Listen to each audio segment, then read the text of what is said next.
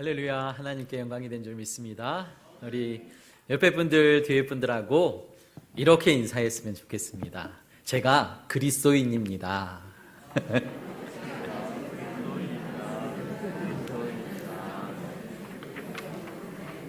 혹시 모르시지 않았죠? 옆에 분이 그리스도인인 걸.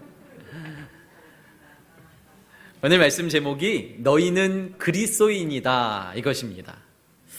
성도의 정체성, 오늘 마지막 시간이고요. 너희는 그리스도인이다. 그리스도인이라는 이 단어가 정말 우리 마음에 깊이 새겼으면 좋겠고, 내가 그리스도인으로 어떻게 살아야겠다라는 마음을 갖는 시간이었으면 좋겠습니다. 사실 오늘은 좀 부담스럽습니다. 왜냐하면 고난에 관해서 다루어야 하기 때문에.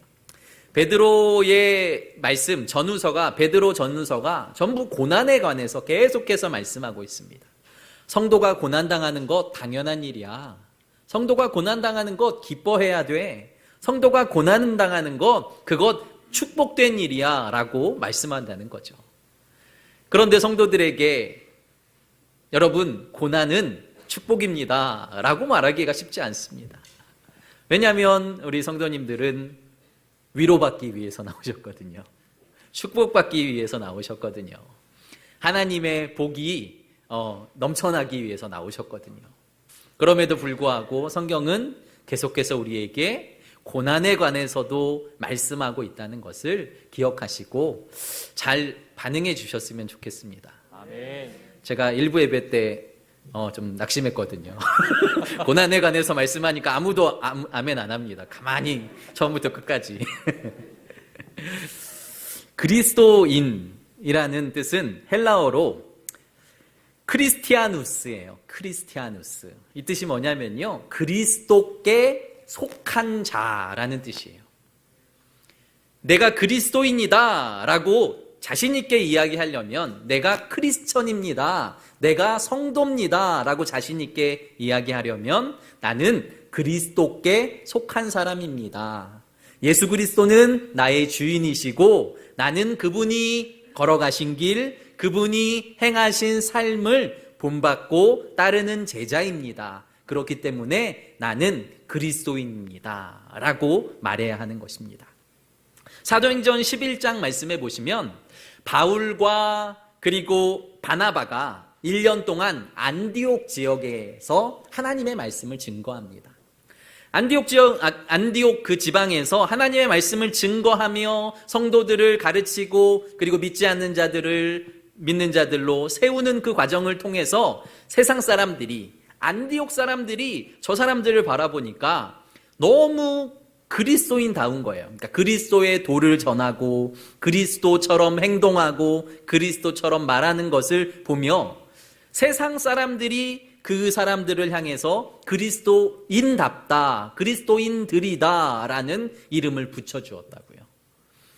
교회가, 성도가 나는 그리스도인이다 라는 이름을 붙인 것이 아니라 세상 사람들이 보니까 저 사람은 그리스도처럼 살아, 저 사람은 아무리 봐도 작은 예수야, 저 사람은 세상 사람들이 원하는 가치관, 원하는 방향으로 걸어가는 사람이 아니라 하나님의 뜻대로 예수 그리스도처럼 진짜 예수 그리스도의 말씀을 전하는 것처럼 저 사람들이 살고 있네. 그러니까 저 사람들은 그리스도인이야 라고 말씀하셨다는 거죠. 성도 여러분, 진짜 그리스도인답게 살아가고 있는지 오늘 우리의 삶을 점검하길 원해요. 주님께서 걸어가신 길은 어떤 길일까요? 크고 화려한 길일까요? 영광의 길일까요? 아닙니다. 성경은 주님께서 걸어가신 길이 고난의 길이었고 십자가의 길이었고 좁은 길이었다라고 우리에게 말해준다는 것이죠. 그렇기 때문에 예수 그리스도의 제자인 우리는 이 세상에서 나그네처럼 살아갈 수밖에 없어요. 그리스도인처럼 살아갈 수밖에 없어요. 왜냐하면 우리는 세상에 속하지 않았습니다. 우리는 하나님께 속한 그리스도인입니다. 옛날 바울, 이 당시에 이 바울 시대에, 베드로 시대의 성도들은 그 로마에 속해 있던 사람들이잖아요. 그렇기 때문에 가이사라의 것, 그러니까 로마 황제에게 속한 사람이라는 이름을 가지고 로마의 시민권을 가지고 있었다고요. 그래서 재판을 받을 때나 어떤 일을 행할 때에도 나는 황제에게 속한 사람입니다. 나는 가이사에게 속한 사람입니다. 라고 고백하면 모든 것들이 해결되는 일. 그럼에도 불구하고 그 사람들은 나는 가이사의 것이 아닙니다. 나는 황제의 것이 아닙니다. 나는 그리스도의 것입니다. 라고 고백하며 자신에게 찾아온 그 고난과 역경을 감내하며 믿음을 지키는 그 초대교회 성도들의 모습을 우리는 기억해야 합니다. 오늘 베드로 사도는 그리스도인의 고난에 관해서 말씀합니다. 12절 말씀 우리 같이 읽어볼까요? 시작. 사랑하는 자들아, 너희를 연단하려고 오는 불시험을 이상한 일 당하는 것 같이 이상히 여기지 말고. 아멘. 베드로 사도는 우리에게 이렇게 말합니다. 너희가 불시험을 당할 거라는 거예요. 그냥 시험도 아니고 불같은 시험이 너희에게 있을 것인데 너희들은 이상한 일 당하는 것처럼 이상하게 여기지 말아라. 다시 말하면 너무 당연한 일이라는 거예요. 너희가 세상에서 그리스도인으로 살려면 손해보고 어려움을 당하며 불같은 시험을 당하는 일들이 많을 거야. 당연한 일이야. 라고 말하며 아까 12절 말씀 전반부를 다시 한번 보세요. 사랑하는 자들아, 너희를 연단하려고 해요. 하나님이 우리를 연단시키시려고 불같은 시험을 주시는데 그것은 그리스도인들에게 당연히 있어야 할 시험이라는 거죠. 왜냐하면 그 연단을 통해서 그리스도인들은 더 그리스도인답게 되기 때문이죠. 그 연단을 통해서 그리스도인들이 정금같이 나오기 때문이죠. 그 연단을 통해서 그리스도인들은 더 주님을 닮아가고 더 주님의 마음을 깨닫고 더 주님을 느끼기 때문인 거죠. 김병삼 목사님이라는 분이 설교 중에 이런 예화를 하신 적이 있습니다. 어떤 여성이 아주 젊은 시절을 생각하며 책을 썼는데 그 책에서 젊은 시절의 그 여인은 아주 가난했대요. 너무 가난한데 고시 준비를 한참 하고 있는 젊은 시절. 그런데도 어떻게 강아지 한 마리를 키우고 있었는데 강아지가 마침 병에 걸린 거예요. 그런데 수술비가 너무 많이 나오는 거죠. 너무 가난하게 고시 공부를 하며 살아가고 있는 이 여학생에게 그 강아지를 고칠 수 있는 돈이 마련하기가 쉽지 않았음에도 불구하고 그 여인이 그 강아지를 고칠 돈을 여기저기서 겨우겨우 마련을 했습니다. 그리고 자신의 그 시간을 다 들여서, 다 물질을 들여서 그 강아지를 살리기로 결단하고 병원으로 데려갔어요. 많은 시간 그 수술을 진행했고 그 강아지가 고통 중에서 그 수술을 잘 마쳤습니다. 이 여인은 2시간 거리의 병원을 찾아가야 하는데, 동물병원을 찾아가는데 가면 딱 10분만 면회가 가능했대요. 수술을 마친 강아지를 딱 10분 보려고 2시간 거리를 그 고시를 준비하는 바쁜 시간을 쪼개서 찾아갔답니다. 그리고 강아지를 만났죠. 10분간. 강아지를 만나자마자 강아지의 행동은 주인을 보자마자 고개를 픽 돌리고 눈도 마주치지 않더래요. 삐졌습니다. 자신이 생각하기에 주인이 나를 병원에 버린 거예요. 그리고 온갖 고통을 자기에게 준 거죠. 자기가 지금 어떤 병에 걸렸는지, 어떤 상태에 있는지 알지 못하는 그 강아지는 그냥 그 주인이 자기에게 고통을 가한 것에만 몰두하여서 그를 원망하고 그에게 눈도 마주치지 않고 그를 원망의 눈초리로 바라보고 있는 그 상황을 바라보며 이 여인이 생각을 했답니다. 와, 이게 하나님을 바라보는 내 마음이었구나. 하나님이 나에게 고난을 주시는데 지금 나의 상황이 어떠한지, 나의 환경이 어떠한지, 나의 모습이 어떠한지는 보지도 않고 하나님이 어떠한 마음으로 지금 이 고난을 나에게 주시는지는 생각도 하지 않고 내가 이 강아지처럼 하나님만 원망하고 있지는 않았는지, 하나님 왜 이 나에게 고난을 주세요? 하나님 나 아프다고요. 하나님, 이 어려움 나 싫다고요. 하나님을 믿는데 왜 이런 어려움이 믿는 자들에게 찾아오냐고요. 하나님을 원망했다는 거죠. 그 상황이 떠오르면서 이 여인이 펑펑 울었답니다. 사랑하는 성도 여러분, 우리의 상황이 그렇지 않습니까? 저도 얼마 살진 않았지만 뒤를 돌아보면 고난의 때에 저의 신앙이 성장했음을 느끼게 됩니다. 굉장히 즐겁고 행복하고 잘 나갈 때 하나님께 영광을 돌리고 나의 믿음이 성장할 것 같지만 그게 아니라 제가 어려움을 당했을 때에 저희 아이가 아파서 둘째가 100일도 되지 않아서 병원에 입원해서 막 수도 없이 경기를 하는 거예요. 열도 나지 않는데 경기를 하며 병원에 입원해 있는 그 상황. 그 상황에 할 수 있는 게 뭐가 있겠습니까? 하나님 앞에 매달리는 수밖에 없죠. 하나님께 매달리며 그리고 또 말도 안 되는 일들이 벌어질 때 가정의 어려움과 부부간과의 어려움과 여러 가지 어려움 속에서 저는 성장하고 뒤를 돌아보면 그때 하나님이 나를 성장시키셨구나. 하나님이 나를 이렇게 믿음 안에 굳게 세우셨구나라는 경험들을 하게 된다고요. 저는 하나님의 음성을 한 번도 듣지 못했습니다. 그런데 어떤 분들은 하나님의 음성을 꼭 들었대요. 생생하게. 물론 하나님이 감동도 주시고 말씀을 통하면서 말씀을 읽으면서 막 은혜도 주시는 것들을 체험하고 경험하죠. 그런데 아멘, 이렇게 말씀하시는 것들을 사람들은 들었대요. 그러니까 저도 하나님 나도 좀 듣게 해주세요. 이런 마음을 예전에는 가졌었죠. 지금도 들려주시면 듣겠죠.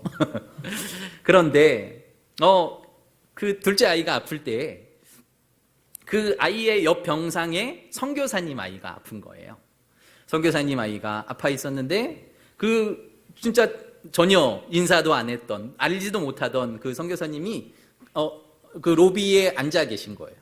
그러면서 제가 걸어가는데 저를 부르는 거예요. 목회자세요? 라고 부르시는 거죠. 그래서 네, 목회자입니다. 어떻게 하셨어요? 하니까 하나님이 자기에게 내가 사랑하는 아들이 올 거야. 그에게 내 말을 전해줘 라고 이야기했다는 거예요.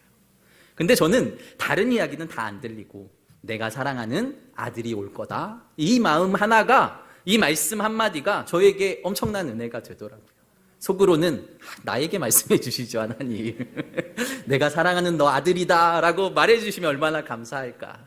그런데 선교사님의 입을 통해서라도 그 말씀이 들리는데 너무너무 기쁘더라고요.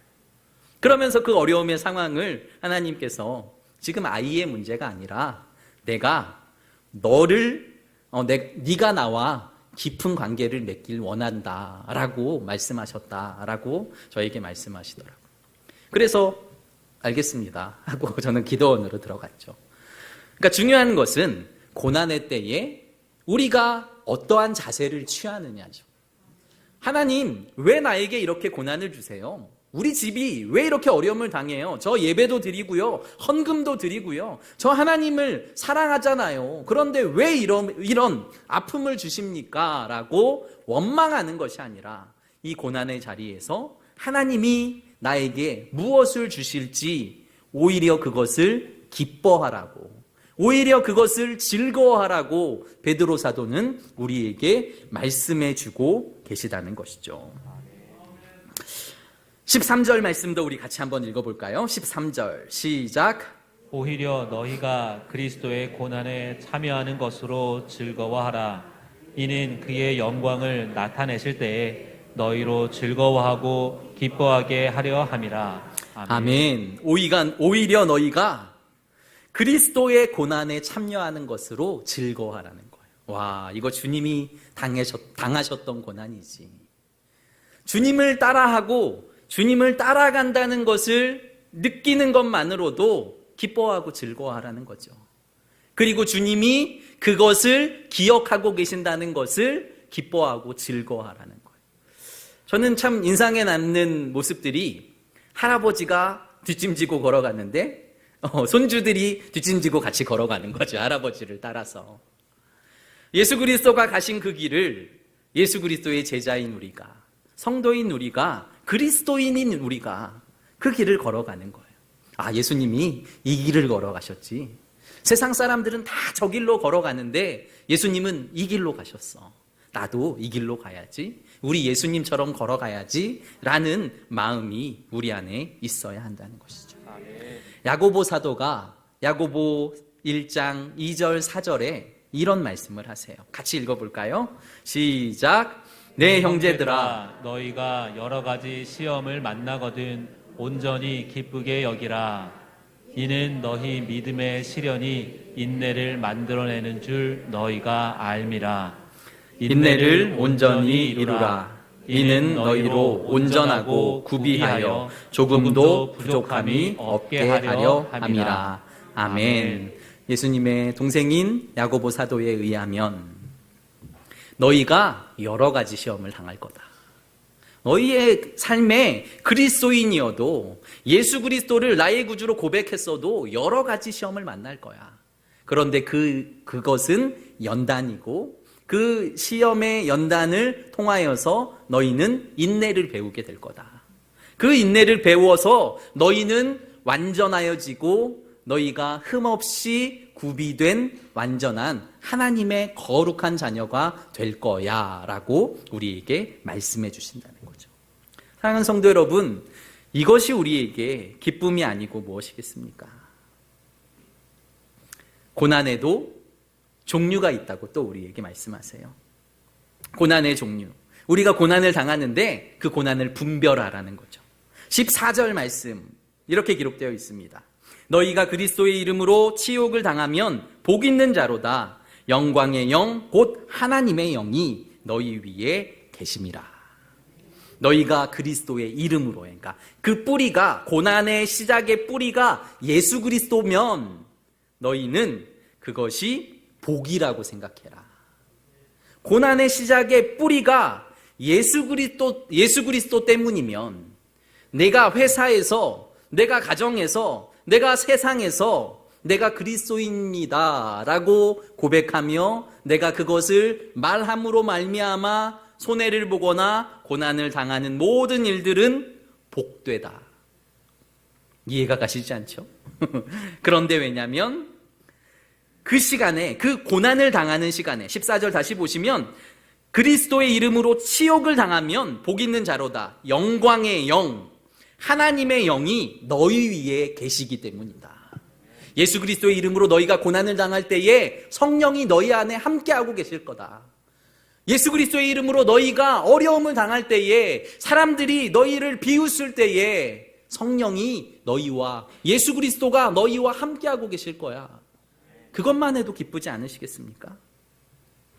베드로가 복음을 위해 감옥에 갇혀 있을 때에 우리 주님은 베드로와 함께 하셨습니다. 바울과 실라가 매맞고 감옥에 갇혀 있을 때에 우리 주님은 바울과 실라와 함께 하셨다는 거죠. 다니엘이 사자굴에 있을 때에, 다니엘과 세 친구들이 풀무불에 있을 때에도 하나님은 저들과 함께하고 있었어요. 왜냐하면 저들의 뿌리의 시작이 그리스도였기 때문인 거죠. 그런데 또 다른 고난이 있다는 걸 우리는 기억해야 합니다. 15절 말씀도 보십시오. 이렇게 기록되어 있어요. 너희 중에 누구든지 살인이나 도둑질이나 악행이나 남의 일을 간섭하는 자로 고난을 받지 말려니와. 또 다른 고난은 너희가 너희의 욕심 때문에, 너희의 죄악 때문에 살인하고, 그리고 도둑질하고 악행하고, 또 남의 일을 간섭하는 것으로, 남의 일에 간섭하다가 고난당하는 것, 그거 주님이 원하시는 고난 아니야 라고 말씀하시는. 그러니까 이 고난을 구별해야 되는 거죠. 내게 지금 어려움이 있어요. 내게 지금 고난이 있어요. 그런데 그 뿌리에, 그 시작이 어디로부터 나오는지 분별하라는 거죠. 내가 지금 고난을 당하고 있는데 나는 예수님 때문에 당하는 거야? 그러면 그 사람은 복된 사람. 나의 시작이 나의 고난의 시작이 나의 욕심부터 시작되며 나의 성격, 나의 모습 때문에 시작되는 그러한 고난이면 우리는 그 자리에서 무릎 꿇고 회개하며 하나님의 도우심을 구하며 나아가야 한다는 것이죠. 그러니까 고난을 대하는 성도들의 자세는 분별하고 잘 대처해야 한다는 것을 바울 사도가 우리에게 말씀하고 있습니다. 16절 말씀도 우리 같이 한번 읽어볼까요? 같이 읽겠습니다. 시작. 만일 그리스도인으로 고난을 받으면 부끄러워하지 말고 도리어 그 이름으로 하나님께 영광을 돌리라. 아멘. 너희가 만일 그리스도인으로예요. 그러니까 그리스도에 속한 것 때문에 너희가 그리스도를 믿다가 고난을 당하는 것은 오히려 부끄러워할 일이 아니라 하나님께 영광 돌릴 일이다. 너희가 그 고난으로 하나님께 영광을 돌려라. 하나님이 영광 받으실 거야. 그러니까 너희의 고난을 부끄러워하지 마. 너무 숨어 지내지 마. 너무 감추지 마. 오히려 그것이 자랑이 되고 기쁨이 되고 하나님께 영광이 될 거야 라고 말씀하신다는 거죠. 아까 뿌리 얘기했잖아요. 어느 목사님이 유럽에 여행을 가셨는데요. 유럽에서 관광을 한참 하다가 한 번은 태풍을 만나셨대요. 태풍을 만나서 그날은 호텔에서 꼼짝 못하고 있다가 그 다음날 아침이 되어서 태풍은 멈췄고 공원에라도 나가봐야겠다 하고 공원에 나가봤다는 거죠. 그런데 아름드리 나무들, 10m도 넘는 큰 나무들이 막 쓰러져 있더랍니다. 왜 쓰러졌을까? 그 나무에게 가보니까 그 나무에 10m 넘는 나무가 뿌리는 1m, 2m도 되지 않는 나무. 저들은 물이 풍부한 거예요. 그리고 환경이 너무 좋은 거예요. 그래서 뿌리를 멀리 뻗지 않아도 충분히 자랄 만한 환경이었다는 거죠. 그러니까 고난이 별로 없었다라는 뜻이죠. 그런데 태풍을 만나니까 그것들은 다 쓰러져 버리고 마는 거죠. 오히려 척박한 땅에 서 있는 나무. 그 나무는 나무가 5m면 뿌리는 10m, 20m를 뻗는데요. 왜냐하면 근방에 물을 찾기가 어려우니까 어떻게 해서라도 물을 찾아서 생명을 유지하려고 뿌리를 10m, 20m를 뻗는데 그 나무는 어떤 태풍이 와도 웬만해선 쓰러지지 않는다라는 것이죠. 교회에 오시면서 아름다운 벚꽃들 보셨어요? 벚꽃들이 어떻게 피게 됐을까요? 오늘 말씀에 빗대어 생각하면 겨울을 이겼기 때문이에요. 왜 이렇게 추워? 왜 이렇게 힘들어? 왜 이렇게 고난이 있어? 라고 생각했다면, 그리고 자신이 살기를 거부했다면 그 벚나무는 벚꽃을 필 수 없다는 거죠. 그런데 그 겨울을 이기고 나니까 봄이 와요. 그 고난을 이기고 나니까 기쁨이 찾아오게 된다는 것이죠. 예수 그리스도의 십자가, 그것은 고난으로 시작하지만 예수 그리스도의 부활로 말미암아 그 십자가가 영광으로 바뀐다는 것을 세상 사람들은 몰라요. 그런데 우리는 알잖아요. 예수 그리스도가 십자가를 지셨는데 그 십자가, 나의 십자가를 지고 예수 그리스도를 따르면 예수 그리스도께서 나중에 그 고난의 십자가를 영광의 십자가로 바꾸어 주신다는 것을 믿기 때문에 우리는 그리스도인으로 살아가는 것이죠. 사랑하는 성도 여러분, 주님을 믿는 것 잠시입니다. 잠시. 이 땅에서 주님 때문에 고난당하는 것 잠시입니다. 그러나 영원한 하나님의 나라가 기다리고 있다는 것. 그렇기 때문에 고난을 당할 때에 그리스도인의 자세는 주님 편에 서는 거예요. 19절 말씀 우리 마지막으로 읽겠습니다. 19절입니다. 시작. 그러므로 하나님의 뜻대로 고난을 받는 자들은 또한 선을 행하는 가운데에 그 영혼을 미쁘신 창조주께 의탁할지어다. 아멘. 아멘. 그리스도인이 고난을 대하는 자세.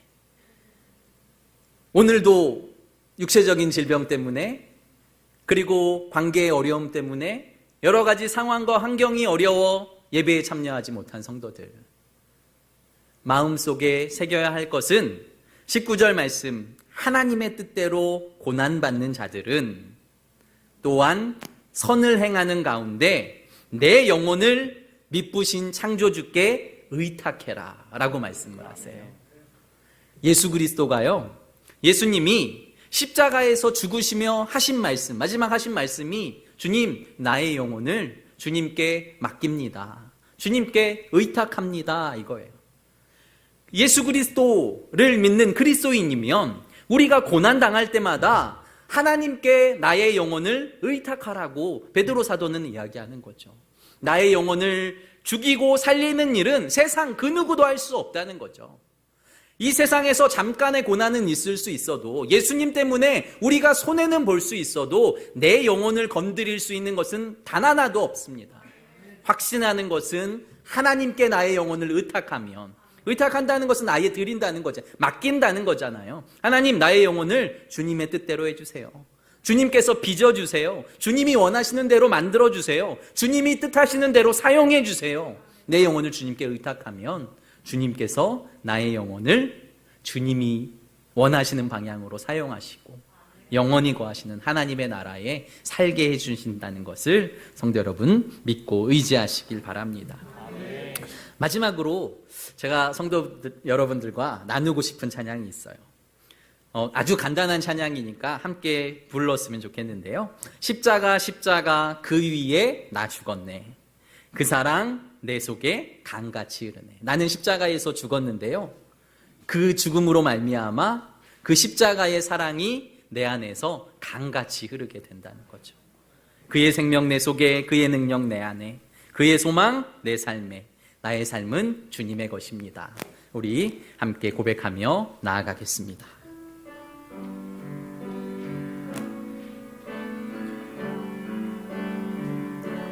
십자가 십자가 그 위에 나 죽었네. 그 사랑 내 속에 강같이 흐르네. 십자가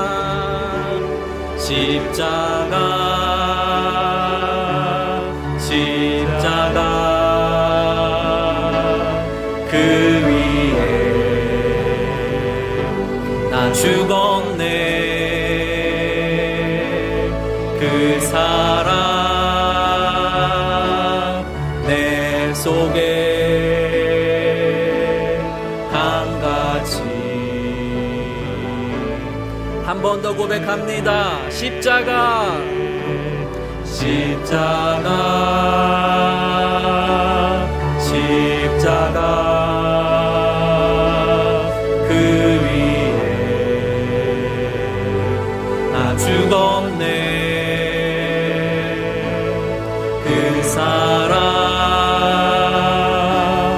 내 속에 강같이 그의 생명 내 속에, 그의 생명 내 속에, 그의 능력 내 안에, 그의 소망 내 삶에, 나의 삶 주의 것. 십자가 십자가 그 위에 나 죽었네. 그 사랑 내 속에 강같이 흐르네. 그 사랑 내 속에, 그 사랑 내 속에 강같이 흐르네. 우리 잠시 눈을 감고 말씀을 생각하며 기도하며 나아가겠습니다. 우리는 하나님을 믿는데 왜 자꾸 이런 어려움이 찾아올까요? 우리 안에 왜 이런 고통이 있을까요? 그러나 주님은 그 고통 가운데 내가 너와 함께하고 있기 때문에 그건 복이야. 네가 그 고통의 시간을 통하여서 나와 더욱 깊이 교제하고 있기 때문에 그 고통이 복이야. 네가 그 고통을 당하지만 결국 그 고통이 너를 십자가 앞으로, 예수 그리스도 앞으로, 천국으로 인도하기 때문에 그 고통은 너에게 보석이다 라고 주님께서 우리에게 말씀하여 주십니다. 하나님, 이 땅에서 우리가 주님 바라보며 살게 하소서. 십자가의 고난에 동참하고 십자가의 영광도 우리가 함께 받아 누리게 하여 주시옵소서.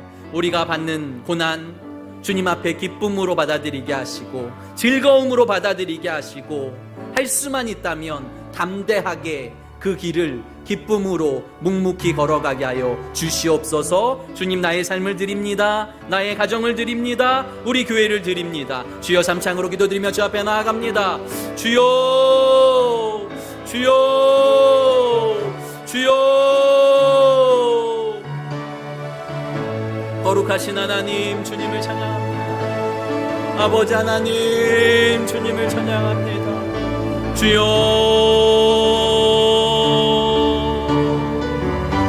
아버지 하나님, 우리 성도들 그 고난 가운데 함께 하소서. 우리 성도들 그 아픔 가운데 함께 하소서. 우리 성도들 그 고민 가운데 함께 하소서. 저들의 삶에, 저들의 환경에 주님 함께 하여 주셔서 그 고난 가운데 함께 하시는 주님을 발견하게 하여 주시고, 그 고난 가운데 말씀하시는 주님을 발견하게 하여 주시고, 그 고난이 기쁨으로, 그 고난이 감사로, 그 고난이 즐거움으로 바뀌게 하여 주시옵소서. 간절히 주님을 묵상하오니, 아버지 하나님, 주님을 묵상하오니 주여, 아버지 하나님 받아들이게 하여 주시옵소서.